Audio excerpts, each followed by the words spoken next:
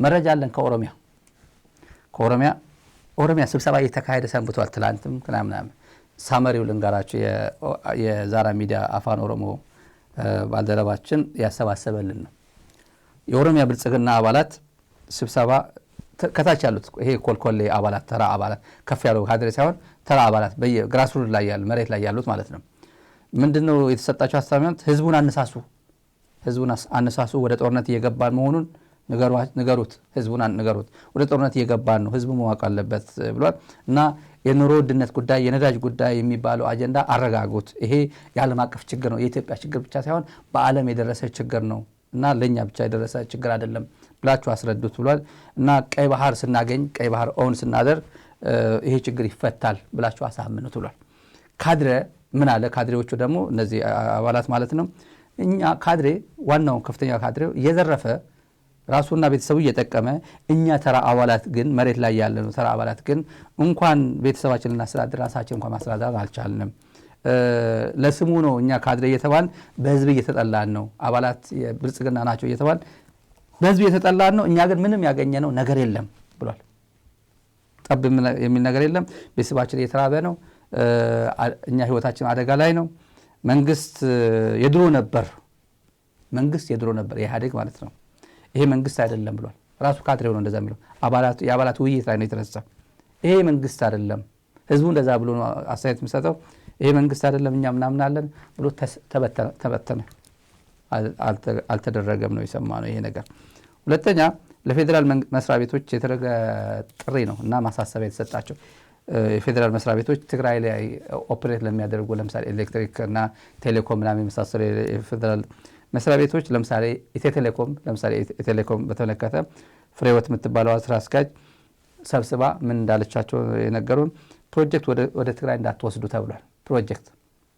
አዲስ ፕሮጀክት ትግራይ ላይ እንዳትከፍቱ እንቅስቃሴ እንዳታደርጉ አዲስ ነገሮች ጥሩ ስላልሆነ አዲስ ፕሮጀክት ወደ ትግራይ እንዳትከፍቱ ብላ ትእዛዝ ሰጥታለች። ሰራተኞችም በደንብ ተለይተው መታወቅ አለበት። ማን ነው ከኛ ጋር ያለው ማን ነው ከጠላት ጋር የሚሰራ የሚለው በሁሉም መስሪያ ቤት ነው። በነገራችን ላይ በኢትዮ ቴሌኮም ብቻ ሳይሆን በፌዴራል ተቋማት ያሉት በሙሉ ሰራተኞቻችሁን በደንብ እዩ ገምግሙ ተብሏል። እና የሰርጎ ገብነት እና የጠላት አስተላለፍ እዚህ ውስጥ እንዳይገባ ብሎ መስሪያ ቤታችሁን አጥሩ ተብሏል።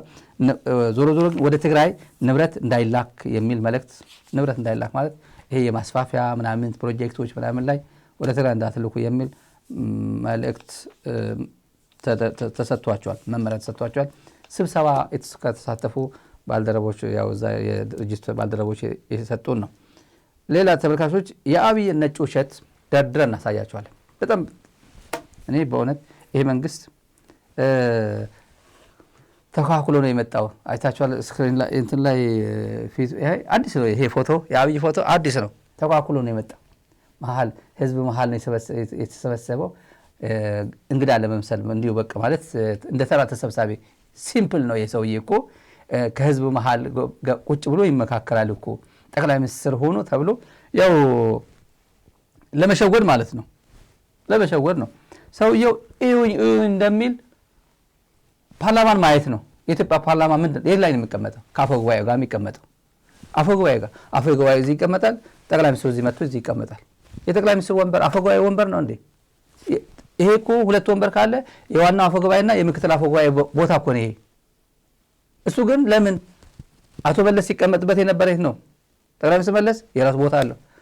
አቶ ኃይለማርያም ደሳለኝ የራሱ ቦታ ነበረ። አቶ መለስ ይላል ኃይለማርያም ደሳለኝ ይላል። ቦታ ቁጥር 1 ላይ ነው። ከዛ በየመደዳው ይሄዳል። ያቺ ቦታ ላይ አብይ አህመድ አሊ ተቀምጦባት ያውቃል? አይቀመጥም። ለምን ከተራ ፓርላማ እኩል ይሆናል? ፊት ለፊት እንደዚህ እያየ አክት እያደረገ ነው የሚፈልገው። ፊት ለፊት በእውነት እንደዚህ አይነት እኮ የለም እኮ። የልጅ ጨዋታ እኮ ነው። እዩኝ እኮ ነው። አይቀመጥም። ይሄ ቦታ እኮ አይደለም የምትሉት ቦታዬ እኮ ሁሉም ኢትዮጵያ የኔ ቦታ ነው የሚለው እና ዛሬ ግን የነበረችው ዛሬ ኢቲቪ ላይ ስተላለፈ የነበረች አንድ ጉዳይ አለች። እኛ ኢትዮጵያ ምድር ላይ የቆመ መኪና የለም፣ የቆመ በረራ አውሮፕላን የለም። የኢትዮጵያ አየር መንገድ እየበረረ ነው። ሉፍታንዛ ቆሟል፣ እየቆመ ነው። ሉፍታንዛ የጀርመን ነው። አሁን ጀርመን ነው አይደል? ሉፍታንዛ ጀርመንና ኢትዮጵያ ያወዳድራል በኢኮኖሚ። ይሄ ሰውዬ ጀርመን ኢኮኖሚ ቸግሯቸው በረራ አቆሙ፣ ቀነሱ፣ ሰራተኛ ቀነሱ። እኛ ግን እየቀጠልን ነው። ምክንያቱም ፈንድ እናደርገዋለን። የኢትዮጵያ አየር መንገድ 20 ቢሊዮን ገንዘብ እና የኢትዮጵያ አየር መንገድ በራሱ ነዳጅ ይገዛል እንጂ የኢትዮጵያ መንግስት በዚህ ጉዳይ ላይ ነዳጅ ሲገዛለት ተሰምቶ ያውቃል?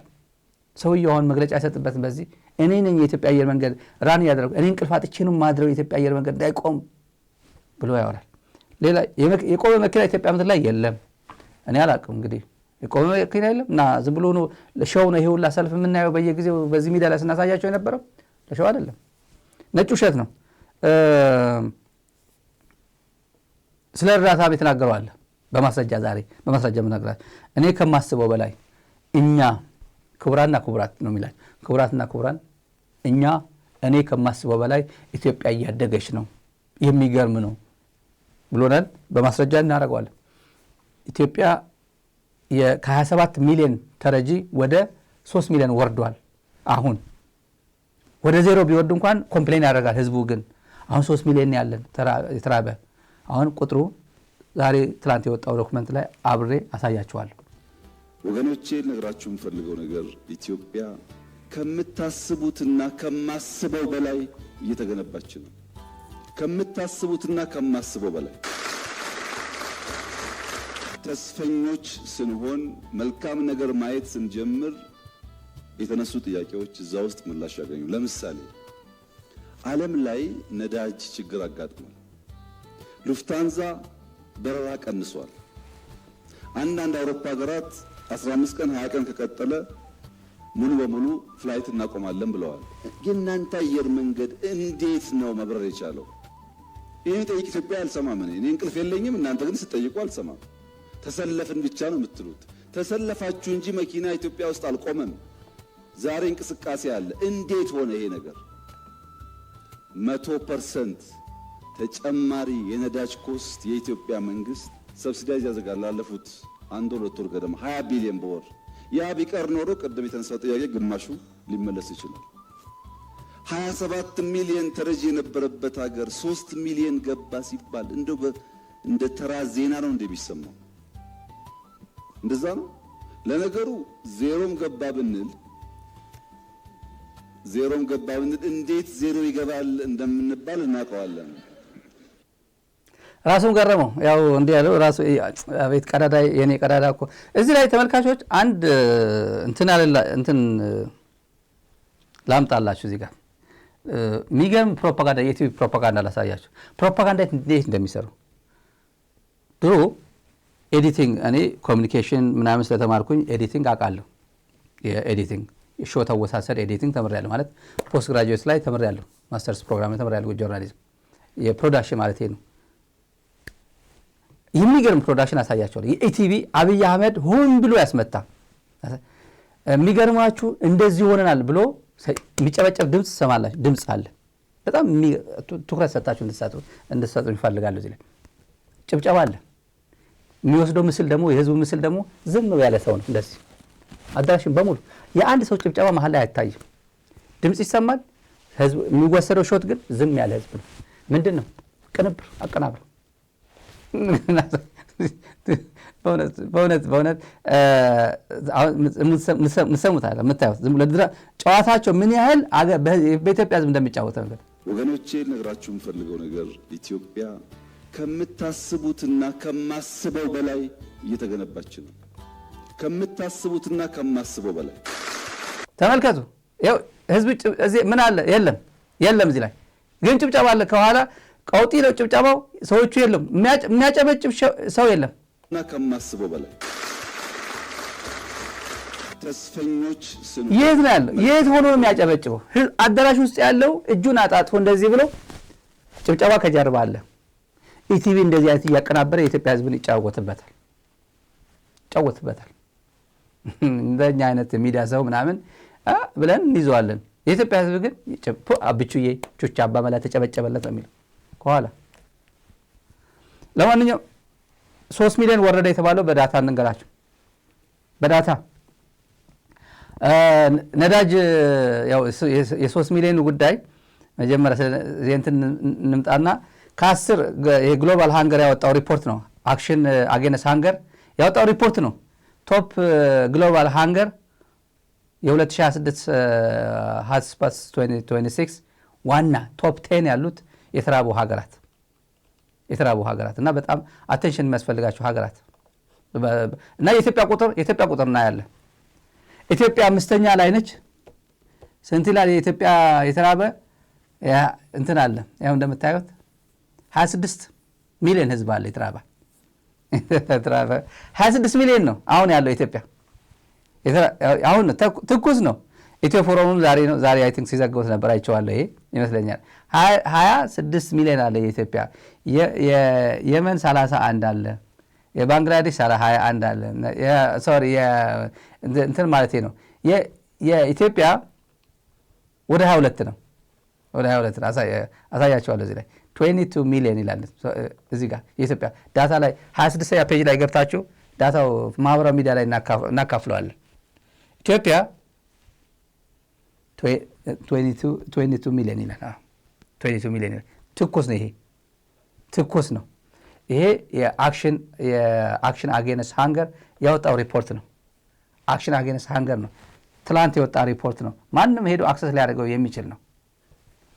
ስለዚህ ኢትዮጵያ በዓለም ካሉት በጣም ብዙ ችግር ካለባቸው እና በጣም ኮምፕሌክስ የሆነ ልክ እንደ ሶሪያ፣ ማይናማር፣ አፍጋኒስታን፣ የመን፣ ባንግላዴሽ፣ ዲሞክራቲክ ሪፐብሊክ ኦፍ ኮንጎ፣ ሱዳን፣ ናይጄሪያ እነዚህ ጋር ነው ቁጭ ያደረጋት ኢትዮጵያ።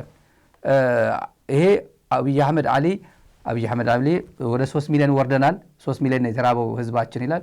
እንዲሁ ወደ ዜሮ ቢወርድ እንኳን ወረዳ አይባልም ብሎ ያው ቀለደብን። እሱ ሰውዬው ቀለደብን።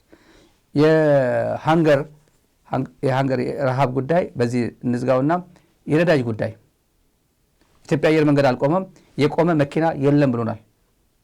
ይሄ አዲስ አበባ ኢትዮጵያ ላላችሁ እንትና ይሆናችሁ። ይሄ አልጀዚራ ትላንት ሲዘግበው የነበረ ነው። አልጀዚራ ትላንት ሲዘግበው የነበረ ጋዜጠኛው ራሱ እየተሽከረከረ ይሄ ሁላ ነዳጅ ጠባቂ ነው የሚጠብቅ ነው። ይሄ ሁላ ነዳጅ የሚጠብቅ ነው። በተረፈ ወደ ሎካላይዝ እናደርገውና አዲስ አበባ ያለው ባጃጅ ደግሞ ይሄን ደግሞ ተመልከቱ። ይሄን ወደዚህ ነው የተቀየረው። ኢትዮጵያ የአህያና የፈረስ ነው። ይሄ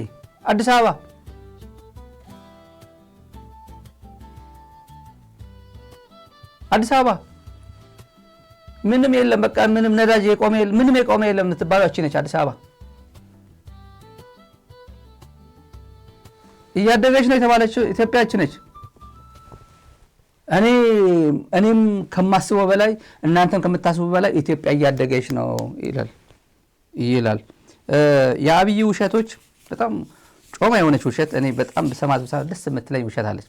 ዝም ብዬ በቃ እንዲሁ ሲዋሽ በነገራችን ላይ አይኑ አይርገበገብም። ሌባ አይኑ ይርገበገባል። የአይን ሽፋሽፍት ጭምር ይርገበገባል። ውሸታም እስቲ አይኔን በደንብ አይኔን እያየ ተናገር በሉት። አይኑን ደፋር በቃ አይነ ደረቅ ካልሆነ በስተቀር አይኑን እያየ ሰው አይዋሽም። ይታያል። እንዲሁ እኔ አውቃቸዋለሁ። አይኔን እያየ ተናገር ነው የሚባል አይደል? እንደዛ እኮ የሚባል በባህላችን ጭምር እየተቅለሰለሰ አይኑን ማየት እንደዚህ ከብዶት እንደዚህ እያለ ነው የሚያወራው። መዋሸትና የሆነ ሬግሬት እያደረገ ከሆነ ማለት ነው። ሰውየው ግን ችግር የለበትም። ከራት ቂቅ አድርጎ በውሸት ላይ ውሸት። ባለፈው ሰኔ ነው የተዘጋው የኢትዮጵያ ፓርላማ ይመስለኛል አይደል? የ2017 ሰኔ። ክቡራትና ክቡራን የተከበራቸው የፓርላማ አባላት ምናልባትም ከእናንተ መስከረም ወደ ከሪሰስ በኋላ ከእረፍት በኋላ ስትመለሱ ጋዝ ኤክስፖርት እያደረግን እንጠብቃቸዋለን፣ ጋዝ በጋዝ አድርገን እንጠብቃቸዋለን ብሏቸው ጨብጨብ ያደርጋል ህዝቡ። ችግር የለበትም። ከዛ ፓርላማ መጥቶ የታለ ፓርላማው? እኛ መተናል እኮ እንኳን መስከረም አሁን እኮ ሚያዝያ ውስጥ ነው ያለ ነው። የክቡር ጠቅላይ ሚኒስትር ጋዙ የት ገባ? ለአሁን ያልደረሰ የማይደርስ ነዳጅ ለመቼ ነው? ጋዝ መቼ ነው? በዛ ነው ነገ የምንጀምረው መስከረም የምንዘረጋውም የናቹራል ጋዝ ፓይፕላይን ሁለቱም ሁለት ጠቀሜታ አላቸው። በአንድ በኩል ወደ ሀገር ውስጥ የምናስገባውን የነዳጅ ፍላጎት በሀገር ውስጥ ምርት ማሟላት ከቻል ኢምፖርት ሰብስቲዩት ስለሚያደርጉ ለዚያ የምናወጣውን የውጭ ምንዛሪ እንድንቀንስ ያደርጋል። ሁለተኛው ጋዝ ነው። ጋዝ በንጉሱ ዘመን፣ በደርግ ዘመን፣ በኢህአደግ ዘመን ሙከራዎች ነበሩ። ምናልባት የተከበረው ምክር ቤት ለረፍት ወጥቶ ሲመለስ ኢትዮጵያ ለመጀመሪያ ጊዜ የጋዝ ምርት ለገበያ ታውላለች።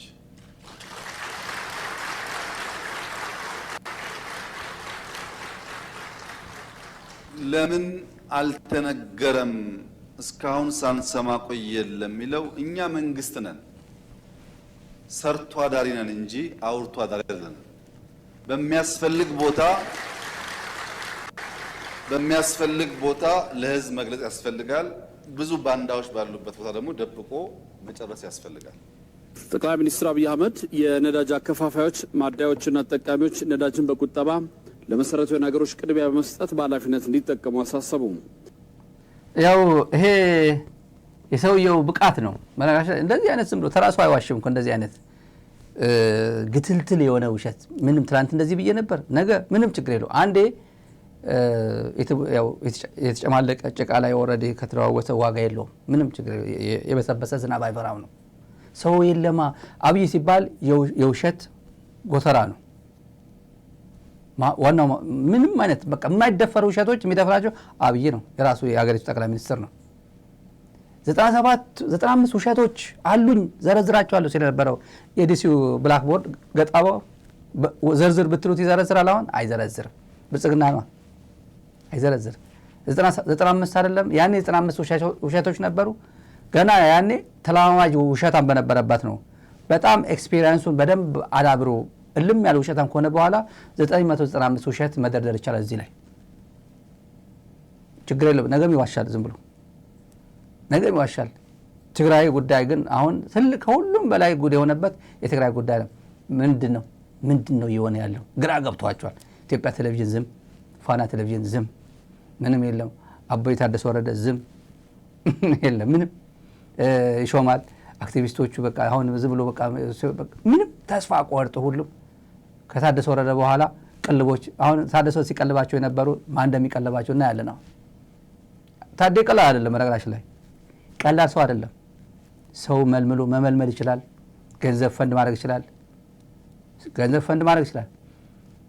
በባለ ሀብት ለገሌማ 1 ሚሊዮን አስተላልፍ፣ ለገሌማ 3 ሚሊዮን አስተላልፍ፣ ከመንግስት ካዝና ማውጣት ስለማልፈልግ ነው፣ እዚህ የሆነ ነገር አደርግልሃለሁ። የሚደረገው ጉድ እንሰማለን። ሀገር ቤት ጉድ እንሰማለን፣ እየሰማን ነው። እና ወደ ወረደ ሲቀልባቸው የነበሩ በጣም ለነሱ አዝናለሁ። እሱም ተስፋ ሰጥቷቸው የነበሩ አጠገቡ እኛ እያመጣናቸው ነው። የህወሓት ሰዎች የነበሩ አጠገቡ በሙሉ ቆንጥጠንም ቢሆን ምናምንም ይመጣሉ። ታጋዮች ናቸው፣ መስዋዕትነት የከፈሉ ናቸው።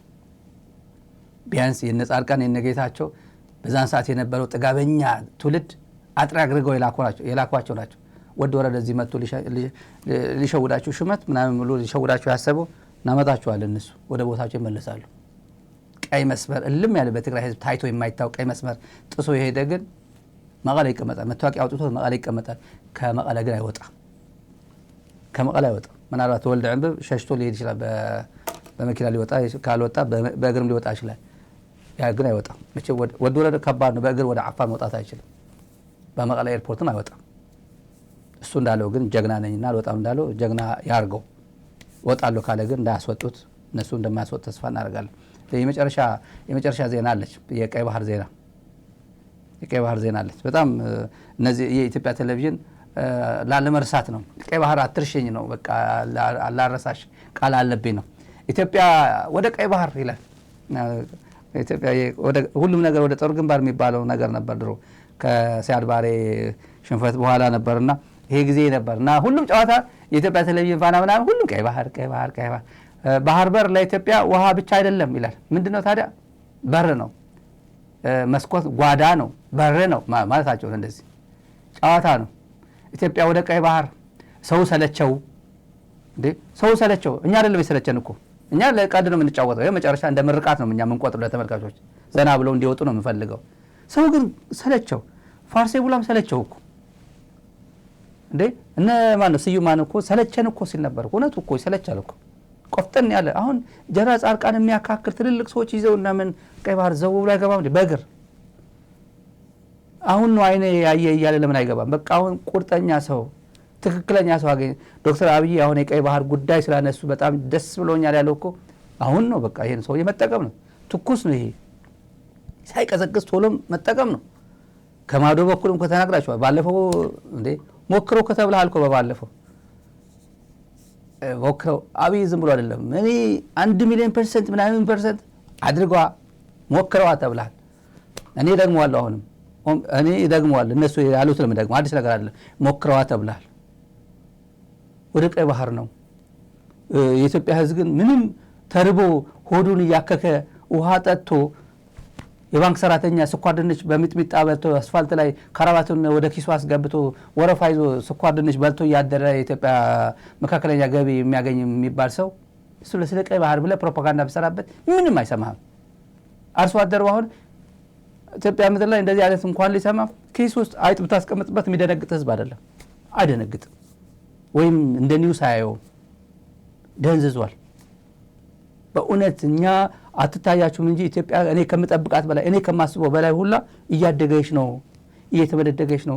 ሚራክል ተፈጥሯል። እናንተ ብትጮሁ እንደዚያ ብትጮሁ ምናምን እነ ማን የሚባለው ትላንት ሲዘፍን የነበረው የብልጽግና የአፋን ኦሮሞ ሲዘፍን የነበረው ሀገር የሞተችባቸው ሀገር ለሞተችባቸው አንድ ደቂቃ ሀዘን አንድ ደቂቃ ህሊና እናድርግ ሲል ነበር እኮ ያኩ በጅማ በምናምን መንግስት ያደራጀለት አሁን ዘፈን እየዘፈነ ነው። ጥላቻ ብቻ ብሔር ተኮር ጥላቻ ነው። ኦሮምኛ በኦሮምኛ ነው በአፋን ኦሮሞ እየተዘፈነ ጥላቻ ነው ግን የሚናገረው። እኔም አላውቅ ይመስላል። ይሄ ጓደኛ ያለ የዚህኛው ክፍል አፋን ኦሮሞ ሁሌ የምነግራችሁ እዚያ ያለ አንዱ ወዳጃቸው ጓደኛቸው የኛ ጓደኛ ባልደረባቸው ይነግረናል። ማን ነው የሚባለው ይሄ ትላንት በዚህ ያቀረብ ነው ጥላቻ እንትን የሚያደርገው ለቴዲ አፍሮ ሲሳደበ የነበረው የራሱን ጭምር ነው። በነገራችን ላይ ይሄ ሆዳም ሆኖ ነው እንጂ ፈረሰ አገር ፈረሰብኝ የሚለው የዚህ ልጅ አገር ነው የፈረሰው። ኦሮሚያም ጭምር ነው ያፈረሰው። ኢትዮጵያ ነው የፈረሰው። ኦሮሚያ ነው ያለው እንዴ? ትላንት ሰላም እዚህ ጋር በእምብርክክ የሚያሰልፏቸው ፖሊሶቹ እየቀጠቀጡ የኦሮሚያ አርሶ አደሮች አላያችሁ? እሱ ከኦሮሚያ እኮ ነው። እንደዚህ አይነት ሰብአዊ መብት ጥሰት አለ እንዴ በምድር ላይ? ሰው በቁሙ እስቲ ከአዲስ አበባ እስከ ደንቢ ዶሎ ያለው ሁኔታ ስንየው እስቲ ሰበታ ወጣ በል እስቲ። እናንተም ይታያችሁ አይደለ? ይሄ አይታያችሁ። በስንት ቦዲጋርድ ሄደ ጅማ የሆነ ኮንሰርት ታሳያለ። ከዛ በኋላ አገር ሰላም ነው። ቴዲ አፍሮ ብቻ ነው አገር የፈረሰበት እንጂ የኔ አገር ኳለች እኮ ብሎ ያሾፋል። የነገ ሰው ይበላል የምንለው ለሱ ነው። ይሄ ነገ ጧት ከፕሮፓጋንዲስቶቹ አንዱ ሆኖ ይጠየቃል ወይ ይቅርታ ብለ እጅ ረስተን ትቀጥላለህ ወይ ደግሞ የአብይ አህመድ ዕጣ ፈንታ ይደርስባል። አብይ አህመድ ምናልባትም ሰርፕራይዝ አድርጓችሁ ሊሸሽ ይችላል። ነገሮች እየጨነቁት ሲሄድ ምን አይነት እሱ ብቻ ነው የሚያውቀው። ኦሮሚያ ምንድነው እያለ ጦርነት እየበጣበት ነው። ንገሩት፣ ህዝቡ ጦርነት ውስጥ እየገባ ስለሆነ ህዝቡ ንገሩት እያለ ነው። በእንደናት ፕሮፓጋንዳ የእሱ አይነት ፕሮፓጋንዳ አገር ልትቀና አትችልም። ኢትዮጵያ ፈረሰች ሲባል እያንዳንዱ ቤት ያለ እያንኳኳ ያለ ችግር ነው። ኑሮ ውድነቱ፣ ጦርነቱ፣ ሶሻል ፋብሪክ መበጣጠሱ በየቦታው በኢትዮጵያ ምድር በየቦታው ጦርነት መኖሩ። ሰበታ ብትሄድ ጦርነት ነው። ሜታ ቢራ ምናምን ሰው እኮ አዲስ አበባ ሜታ ቢራ ሄዶ ድራፍት ጠጥቶ የሚመጣበት ጊዜ ቅርብ ጊዜ ነበር። እኛ እንሄድ ነበር ድሮ። ሜታ አሁን ዞር ብሎ ሰው ይሄዳል አይሄድም እኮ። ማን ኦላ ነው ያለው እዛ ላይ።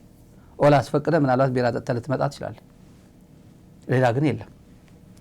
ወደ አዳማ አካባቢ የለም። ሶደሬ አካባቢ መሄድ ትችላለህ። ሶደሬ ፈርሷል ኦልሬዲ። ወደዛ አካባቢ መሄድ ትችላለህ። አትሄድም። በተረፈ እንደዚህ አይነት ፕሮፓጋንዳ እየሰሩ የኢትዮጵያ ሕዝብ ማደንዘዝ አይቻልም። በጣም ሰው ሰልችቶታል። ለምን አትሞክሩትም? ዛሬ ሕዝቡን ሞራል አትስበሩት። ከፈለጋችሁ ግቡ፣ ግን በቃ አሰብ ቀይ ባር እያላችሁ አደነዘዛችሁን። አክሽን የኢትዮጵያ ሕዝብ አክሽን ይፈልጋል። እናንተ ግን አክሽን ውስጥ አትገቡም። ውሸታችሁ ናችሁ፣ ጉራ ውስጥ ናችሁ ብሏችኋል። እኔም ደጋግሜ ነግራችኋለሁ። ጉራ ነው። አትውሉትም፣ አታደርጉትም።